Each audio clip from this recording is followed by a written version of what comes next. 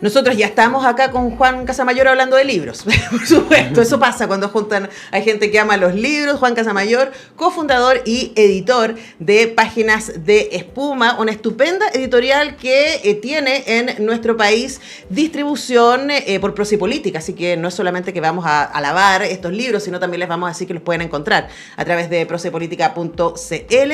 ¿Cómo estás, Juan? Bienvenido. Muchísimas gracias, pues bueno, encantado de compartir mesa contigo, la verdad es que es una alegría venir siempre a Chile y bueno, estar con tus oyentes es magnífico. Bueno, gracias por venir también, por hacerte el tiempo. Agradecemos también a la Dani, a la gente de Prosipolítica ahí que hicieron las gestiones. A mí me encanta hablar con editores, fíjate. Es algo que tratamos de hacer en el programa. Por supuesto, entrevistamos muchos autores y autoras, pero a mí me gusta visibilizar la cadena del libro y el trabajo que hacen los editores, que además en estos momentos sigue siendo un trabajo muy odiseico, si queremos inventarle un adjetivo. Una odisea. Exactamente. Y ustedes llevan 25 años haciendo esto. Pues sí, parece mentira, ¿no? Han pasado estos 25 años desde que la editorial se empezó a imaginar. Como todas las cosas pasan en la vida, hay una imaginación previa que fue a finales del siglo pasado, que suena lejísimos, pero fue en ese otoño de 1999 cuando se le dio más forma y ya se empezó a trabajar con los primeros libros que salieron arrancando el año 2000, en lo que sería aquí el verano, en febrero. Y la verdad es que poco a poco se ha ido avanzando en distintas orillas, algunas orillas son simbólicas, otras son realmente geográficas. Y lo que son estos 25 años es escribir el único libro que debería estar permitido a los editores, que es su propio catálogo. Y eso es lo que realmente se entrega, ¿no? Después de estos años, con la misma pasión lectora. Ante todo, un editor es un lector con quizá un poquito menos de ingenuidad y algo más de experiencia, pero desde luego siempre con la actitud de seguir trabajando en un mundo, como tú lo has dicho, esa odisea, que también quiere decir viaje, quiere decir cambio, porque si desafío. algo, claro, desafíos, hay muchos desafíos, muchos retos, ha habido muchos cambios en estos 25 años, ¿no? O sea, cuando comenzamos a trabajar no había una cosa que era un celular conectado a todo el mundo, claro, de una forma inmediata, por ejemplo, ¿no? Y eso ha cambiado mucho. Otras cosas no. Siempre habrá alguien como tú que quiera escuchar una historia o leer un libro y alguien que lo escriba. Eso no cambiará. Bueno, eso esperamos, ¿no? De hecho, cuando apareció el digital, dijeron van a morir los libros, y luego siempre hay unos fetichistas que queremos abrazar los libros, que queremos olerlos, que queremos dormir con ellos, ¿cierto? Y tener este espacio, ¿no? De encuentro súper íntimo. De hecho, como que estoy cruzada con esta columna de Rosa Montero de hace algunas semanas atrás en El País, en donde decía, no hay ejercicio más íntimo entre dos personas que la lectura. Porque uno entra a la cabeza de otro. Ahora, ustedes como editores tienen esa posibilidad no solamente de hacer ese ejercicio de intimidad de leer manuscritos y leer textos, sino también de decir esto se parece a nosotros, esto va en la línea que queremos compartir. ¿Qué sería esto? Mira, lo has dicho, dos cosas maravillosas. Una, que nosotros leemos no libros, leemos manuscritos. De hecho, los escritores escriben manuscritos. Y lo que os llega a las manos de los lectores y las lectoras son los libros. Ahí hay otro viaje, otro desafío, otra odisea, que es conversar, dialogar con quien escribe, para que ese texto, a partir de unas sugerencias, unas posibles modificaciones, sea algo mejor. Pero claro, entre esa parte que escribe y esa parte que lee, parece que hay un puente que hay que construir de alguna forma, y ahí están esas figuras que son los editores y las editoras un poco invisibles, pero que son en un momento dado los responsables de elegir algo que pueda, de alguna forma, en mi caso, me atraviesa un poco las vísceras. Eso es muy importante, eso es casi una actividad lectora absoluta, y luego sí que hay algo racional donde se impone un poco el editor que quiere compartir, pero esto es que esa impresión, esa emoción que me atraviesa, y sobre todo porque rápidamente necesito hablar, conversar, profundizar en esa lectura con quien lo ha escrito. Si yo siento eso, creo que estoy ante un manuscrito que me interesa. Luego, ¿qué tipo de manuscrito? Hombre, más allá de una calidad siempre subjetiva, Páginas de Espuma en estos 25 años, si por algo se caracteriza, es por la diversidad temática, estética, vamos del cuento más realista al más intimista, del más terrorífico al más insólito o inquietante, ¿no? O sea, tenemos varios registros donde yo me he encontrado cómodo, porque hay algo que caracteriza, o debería caracterizar mucho a los editores, que es la curiosidad, ¿no?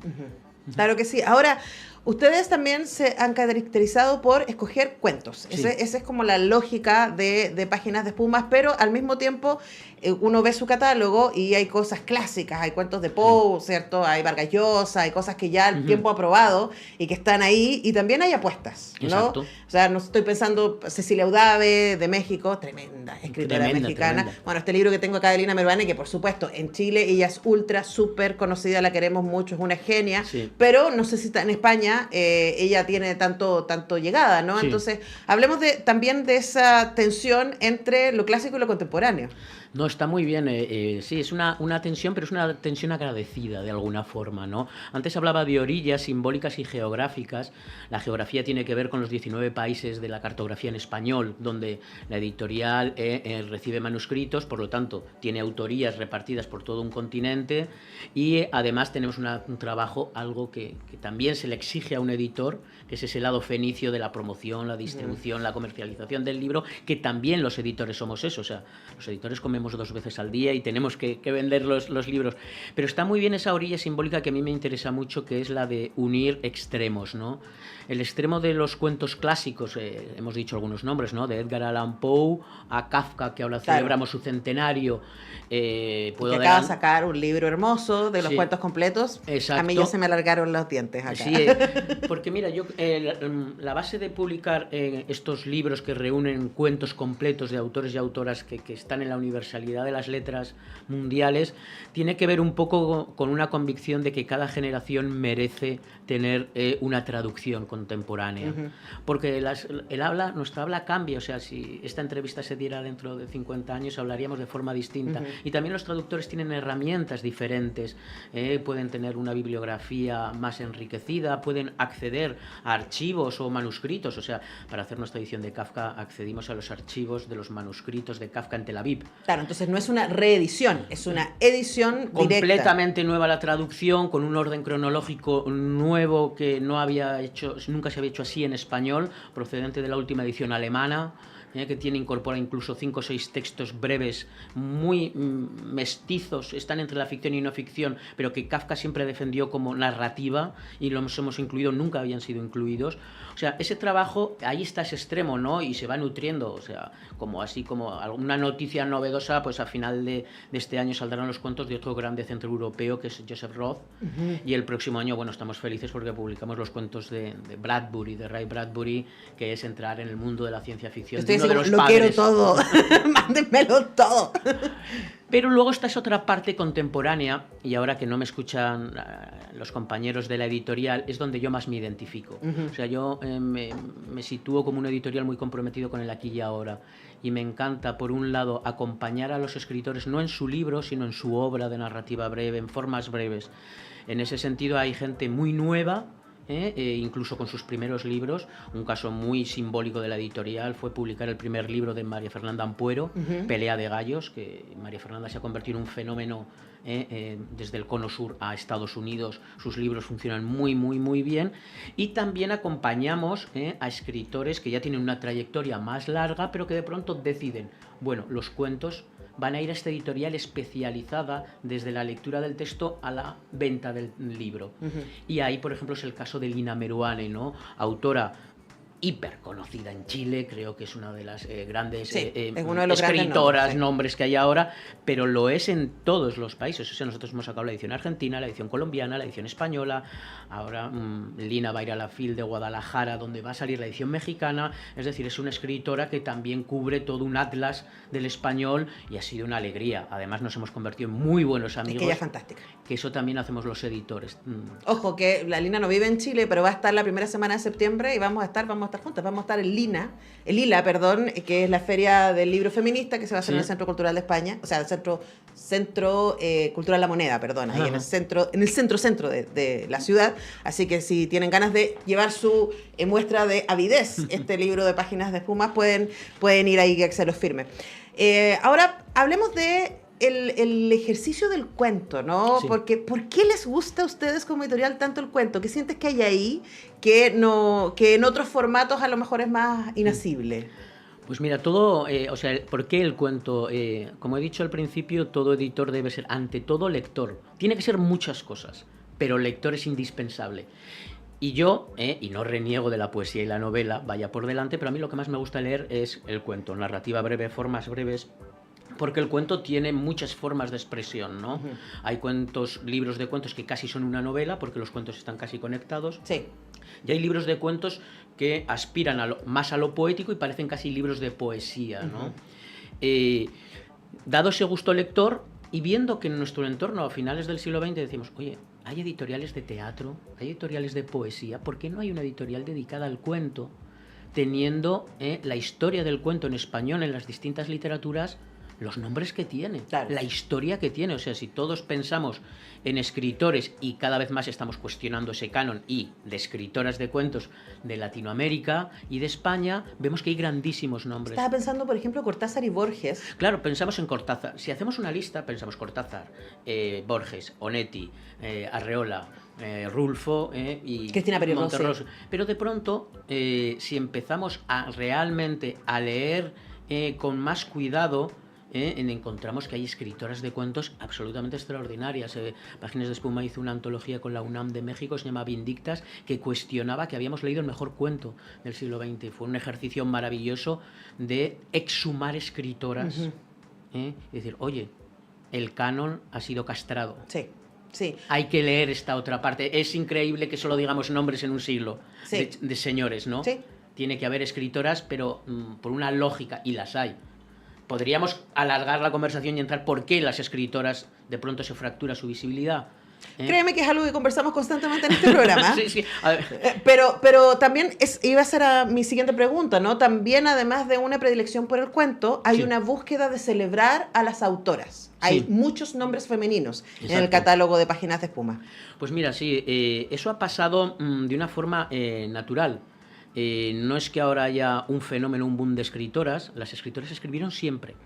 Otra cosa es que ahora se estén dando ciertas condiciones, no solo literarias, también culturales, sociales, ideológicas, políticas, donde muy lentamente la mujer va ganando espacio en todos los temas, ¿no? En laboral, deportivo, político, poco a poco. También está pasando en la escritura, y está pasando en que, para mí, lo que menos me importa es que sean mujeres. Lo que más me importa es que sus obras, uh-huh, están entrando en una vanguardia. Es decir, que ellas están experimentando con formas narrativas, con temas como nadie está haciendo. Sí. Entonces, la editorial, en ese ámbito de ir buscando textos un poco que satisfagan esa curiosidad editora, de pronto, sin darnos cuenta, íbamos publicando Isabel Mellado, escritora chilena, que tuvo mucho éxito el libro aquí. De pronto, una joven Samantha Schweblin, que no la conocía nadie cuando publicamos 7 casas vacías. Un gran libro de Guadalupe Nettel. Y poco a poco, es verdad que en los últimos años, no es que publiquemos más mujeres, es que se leen más a las escritoras. Y claro, se me puede preguntar, pero si no hay un boom, Juan, estás diciendo que no hay un boom de escritoras que siempre escribieron. Lo que hay algo, he llegado a la conclusión, y no es una impresión personal, que el boom está en la lectura. Sí. Hay una visibilización. Claro, pero las lectoras, que son las que leen realmente en todos los países y son las que leen ficción, han decidido, bajo un signo de pertenencia a lo que escriben las escritoras y de rebeldía ante el canon que se les quería imponer, que ahora leemos escritoras. Sí, y es una muy buena decisión hacer y, eso. Y es de enhorabuena. Yo ayer en uno de los encuentros, Jorge Volpi, un escritor también de Páginas de Espuma, muy querido, lo decía. Llevábamos muchos años disfrutando, ahora no nos toca. Sí, y también no pasa nada. Ahora, siempre yo cito a Chimamanda Ngozi, ¿cierto? Sí. Que ella dice que si las mujeres leemos escritores y escritoras, sí, los hombres leen escritores. Exacto. Si más hombres leyeran escritores y escritoras, habría una mayor posibilidad de diálogo entre hombres y mujeres, porque estaríamos más metidos en la subjetividad del otro. Exacto. O sea, como decía Meryl Streep, nosotras sabemos hablar en masculino, pero a los hombres les cuesta más porque han leído menos, se han metido menos en esa experiencia, y es muy valiosa. Ahora, para terminar, Juan, y les recuerdo que estamos conversando con el cofundador y editor de la editorial española Páginas de Espuma, Juan Casamayor. ahora mismo, en tu visita en Chile, estás presentando varias novedades. ¿Qué es lo que los tiene más entusiasmados? Sí, ahora hemos venido a un viaje donde presentamos novedades, vamos a ver librerías, hemos tenido algún encuentro en la universidad y claro, los editores siempre venimos cargados de novedades, ¿no? Hemos hablado una que es muy importante para nosotros este año, que ha sido precisamente ese volumen de los cuentos completos de Kafka. Me parece que es un trabajo... Ya está, ya se puede encontrar. Ese en una semana se va a poder encontrar. Está, creo que ahora mismo llegando a Chile, ha cruzado el Atlántico y está llegando. También en ese ámbito clásico, un libro que a mí me ha encantado editar es una antología de la correspondencia de Virginia Woolf. O sea, Virginia Woolf todos la conocemos como escritora, pero los escritores y escritoras tienen una cara B, que son sus memorias, sus diarios, sus y además ella era editora. Y era editora. Y en las cartas se ve ese perfil de editora, ese perfil de mujer, ese perfil, por ejemplo, de amante de las casas. Sí. Tenía una domofilia enorme y le encantaban las casas. Y esos dos libros clásicos que están a punto de llegar a Chile creo que van a encantar. Y luego en ficción contemporánea apostaría muchísimo por la escritora argentina Magalí Echevarne, que ha ganado el premio de la editorial, el premio Ribera del Duero. Es un libro muy singular dentro de todo este lenguaje de escritores que estamos hablando, con cierta reminiscencia del cuento largo anglosajón. Son un libro con 4 cuentos largos, atravesado por linaje de mujeres y con cierto dolor ante una memoria perdida. Y es un libro realmente extraordinario. O sea, antes me preguntabas qué veía en el cuento. En el cuento veo precisamente el pacto de complicidad y silencio. Lo que no se cuenta es lo que debe complementar el lector.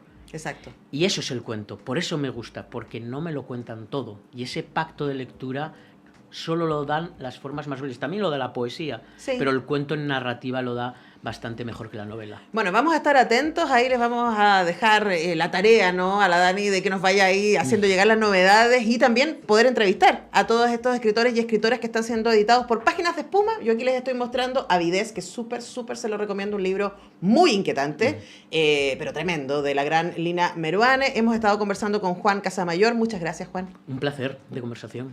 Nosotros vamos a la música, a la pausa y ya regresamos. Thank you.